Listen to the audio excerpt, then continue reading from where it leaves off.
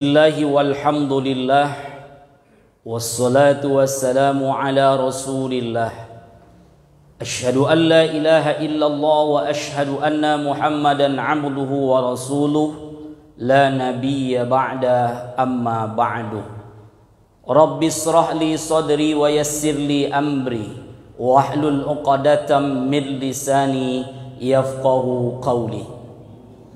Seluruh bapak dan ibu yang berkesempatan menjadi tamu Allah yang kami muliakan, semoga kita semua dimuliakan oleh Allah Subhanahu wa ta'ala. Bersyukur kita kembali kepada Allah atas segala limpahan rahmat dan nikmat yang masih Allah berikan kepada kita semua. Mari kita ucapkan syukur kepada Allah itu dengan selalu melafazkan kalimat Alhamdulillahi Rabbil Alamin. Bersalawat kita kepada baginda Rasulullah Muhammad sallallahu alaihi wasallam. Allahumma salli ala Muhammad wa ala ali Muhammad. Assalamu alayka ya Rasulullah. Sambil menunggu saudara-saudara kita yang sedang berwudu, sejenak kita isi dengan kajian tentang ayat-ayat Allah dan hadis baginda Rasulullah Muhammad sallallahu alaihi wasallam. Kaum muslimin sidang jamaah salat zuhur rahimakumullah yang berbahagia. Kalau ditanya kepada orang hari ini, apakah ia ingin menjadi orang yang mulia? Pasti semua orang kalau ditanya akan menjawab ingin sekali menjadi manusia yang mulia. Karena memang manusia diciptakan oleh Allah sebagai makhluk yang mulia di sisi Allah Subhanahu wa ta'ala. Walaqad karramna bani Adam. Kami ciptakan anak cucu Adam itu mulia, kata Allah Subhanahu wa ta'ala. Kalau kita dibandingkan dengan malaikat, maka malaikat hanya memiliki akal tapi tak diberikan nafsu oleh Allah Subhanahu wa ta'ala. Makanya kalau kita tengok kepada malaikat hari ini, malaikat itu tak ada nafsu makan, tak ada nafsu ingin menikah, tak ada nafsu seksual, maaf. Tapi kalau manusia selain diberikan akal oleh Allah, tapi manusia diberikan nafsu oleh Allah Subhanahu wa ta'ala. Maka tak heran kalau hari ini kita tak ada keinginan makan, tentu pastilah manusia itu akan mengalami yang namanya sakit. Kalau hari ini manusia tak ada nafsu ingin menikah, maka kata Rasulullah, bukanlah umatku, kata Rasulullah sallallahu alaihi wasallam, karena nikah adalah sunnah Nabi. An-nikahu min sunnati, nikah itu adalah sunnahku. Maka kalau ada orang yang hari ini tak mau menikah, belum termasuk umat Rasulullah sallallahu alaihi wasallam. Maka yang masih lajang-lajang, cepat-cepatlah menikah. Karena kata Nabi, sebahagian iman manusia itu adalah apabila hari ini dia belum menikah, maka separuh imannya. Tapi kalau dia sudah menikah, lengkaplah imannya di sisi Allah Subhanahu wa ta'ala. Di takmir masjid kalau belum menikah, cepat-cepat menikah. Baru selesai, alhamdulillah, berarti sudah penuh imannya. Kaum muslimin rahimakumullah yang berbahagia. Tapi dibandingkan dengan makhluk Allah yang lain, binatang, Allah tidak memberikan akal baginya, tapi dia hanya diberikan oleh Allah nafsu. Maka jangan heran hari ini kalau kita tengok binatang. Ayam contohnya di rumah kita, sudah sebanyak itu ayam yang kita pelihara, belum pernah ayam ketika melakukan hubungan dia permisi dengan tuannya. Permisi dulu tuan, ambo mau melaksanakan hubungan seksual. Tak ada. Dimanapun dia ingin, di saat itu dia lakukan itu, apa yang disebut dengan seksual. Tapi manusia diberi oleh Allah akal, diberi oleh Allah nafsu, maka sesungguhnya kemuliaan yang luar biasa. Orang yang hari ini beriman kepada Allah, ketika Allah berikan akal baginya, nafsunya terkendali. Karena akal fungsinya, kata Allah, adalah untuk mengendalikan hawa nafsu. Maka hari ini orang yang mulia adalah orang yang hari ini mampu mengendalikan hawa nafsunya dengan akal yang diberikan oleh Allah Subhanahu wa taala. Kaum muslimin rahimakumullah. Tapi kalau ditanya kepada orang hari ini, siapakah orang yang mulia di dunia ini? Pasti jawaban orang bermacam-macam. Ada orang yang mengatakan bahwa orang yang mulia itu adalah orang yang punya rumah gadang, lapiaknya rancak tabantang, setiap hari makan gulai jorandang, ditambah jo empek-empek Palembang. Kalau lewat kita di rumah orang hari ini, nampak rumah orang tu besar, gadang rumahnya, pasti dibilang orang, kau orang mulia. Buktinya tu rumahnya gadang. Lewat di depan rumah orang, parkir mobilnya, mulai dari Toyota Alphard sampai Toyota Avanza dan Toyota lainnya, orang bilang pasti orang mulia. Kenapa? Otonya banyak. Masuk ke dalam rumahnya, dipijak karpetnya, tembus sampai ke bawah, ndak sakit kaki do, dek bulunya tawa. Orang bilang orang mulia. Kok karpetnya saja dari Persia. Kalau karpet awak di rumah dipijak kaki sakit, apa itu? Ndak ada bulu leh. Maka orang hari ini menganggap itulah kemuliaan. Apakah itu kemuliaan? Kalau kita berkaca kepada dunia, memang itulah mungkin kemuliaan. Begitu pula kalau ditanya kepada orang hari ini, siapa orang yang mulia? Orang akan berkata orang yang sukses mengantarkan anaknya menjadi orang yang hebat. 3 anaknya, 1 gubernur, 1 wali kota, 1 lagi mungkin jadi camat. Maka dia akan mengatakan inilah orang yang mulia. Kenapa? Anaknya menjadi orang yang sukses. Kalau kita lagi-lagi berkaca tentang dunia, maka itulah kemuliaan. Lalu kalau ditanya kepada orang lagi, siapa orang yang mulia? Orang yang apabila sukses mengantarkan anaknya menjadi gelar sarjana, doktor, profesor, dokter. Pokoknya kalau dibuat namanya sampai keliling di badannya. Kalau dibuat dari siku sampai keliling gelarnya. Kalau kita lagi-lagi berkaca kepada suksesnya dunia, maka itulah kesuksesan dan kemuliaan. Tapi bagi orang yang beriman kepada Allah Subhanahu wa taala, kemuliaan itu tidak di dunia ini saja yang kita inginkan, tapi juga kebahagiaan, juga kemuliaan di sisi Allah Subhanahu wa taala. Makanya doa kita selalu Rabbana atina fid dunya, kebahagiaan di dunia ya Allah berikan aku, wa fil akhirati hasanah, kebahagiaan di akhirat, wa qina azabannar, jauhkan aku dari siksaan api neraka. Ini yang ingin kita dapatkan, kemuliaan di dunia dan juga kemuliaan di akhirat. Bagaimana untuk mendapatkan kedua-dua ini? Inilah kajian kita zuhur ini sejenak akan kita sampaikan. Kalau ingin dunia kita dapatkan, ingin juga akhirat kita dapatkan, yang pertama kata Allah Subhanahu wa taala, maka orang yang mulia adalah di sisi Allah adalah orang yang solatnya di awal waktu.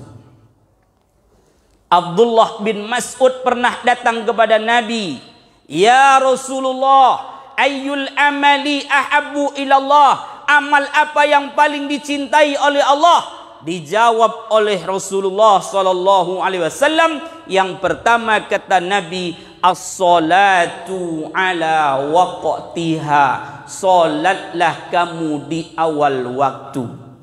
Apa hubungan kemuliaan salat dengan kemuliaan yang kita dapatkan di dunia dan di akhirat?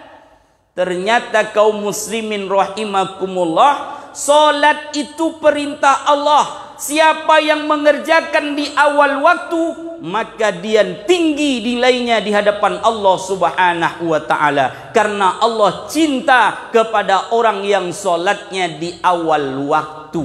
Karena Allah mengancam siapa yang solatnya di akhir-akhir waktu, maka dia adalah orang yang mengerjakan solat seperti orang yang akan dimasukkan ke dalam neraka wil, orang yang mendustakan agama. Ara'aital ladzi yukazzibu biddin, tahukah kamu orang yang mendustakan agama, pembohong agama, kata Allah. Salah satunya adalah as-solah, orang yang solat tapi lalai dalam solatnya, solatnya di ujung-ujung waktu, maka dia adalah orang yang pendusta agama, neraka wil tempatnya, kata Allah Subhanahu wa ta'ala. Berarti solat kita di ujung waktu, termasuk kita orang yang lalai dalam solat, dan solat kita akan disebut oleh Allah sebagai solat yang sia-sia di hadapan Allah Subhanahu wa ta'ala. Maka mulia itu sederhana.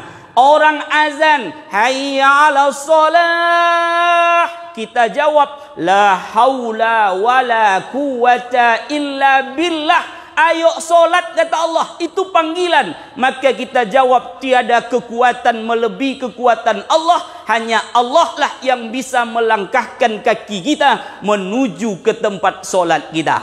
Maka hari ini bapak dan ibu datang kemari, solat di awal waktu, itu bukan kita yang mau, tapi Allah yang berkehendak. Karena langkah kaki ini tidak akan bergerak kalau Allah tak izinkan di sisi Allah Subhanahu wa ta'ala. Maka hari ini bapak ibu adalah mulia di hadapan Allah Subhanahu wa ta'ala. Maka siapa yang salat di awal waktu, kata Rasulullah, dicintai oleh Allah dan senantiasa dimuliakan oleh Allah Subhanahu wa ta'ala. Lalu apa hubungannya kebahagiaan dunia yang kita dapatkan kalau kita salat di awal waktu? Waktu selalu bicara oleh Allah di dalam Al-Quran.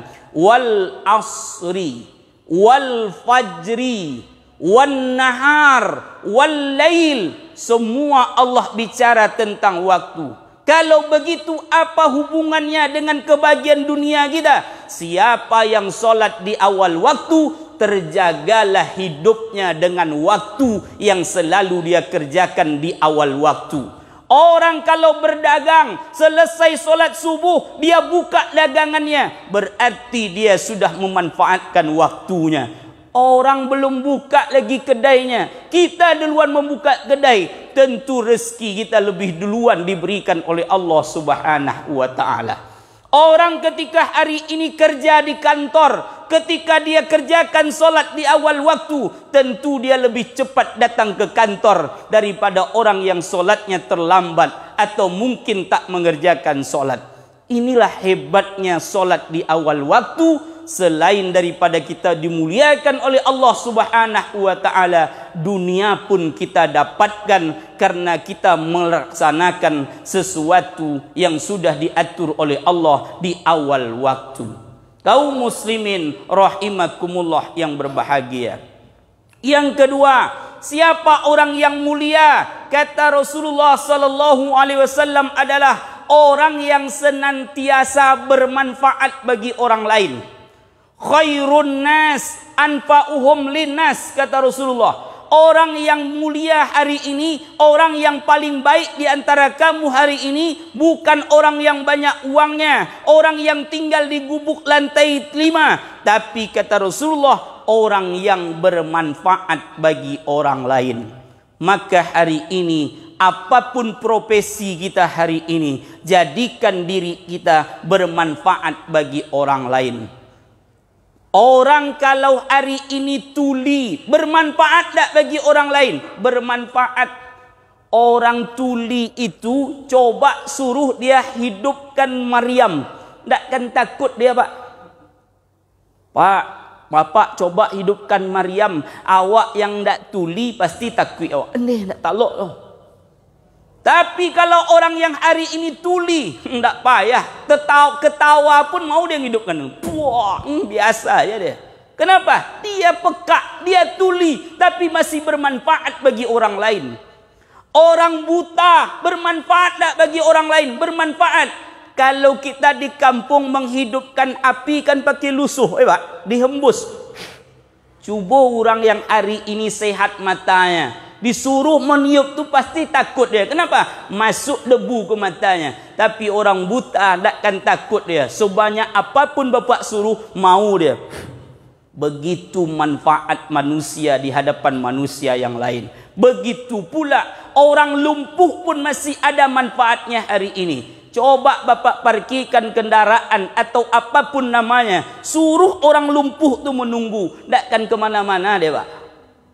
Begitu manfaat manusia dengan manusia yang lain.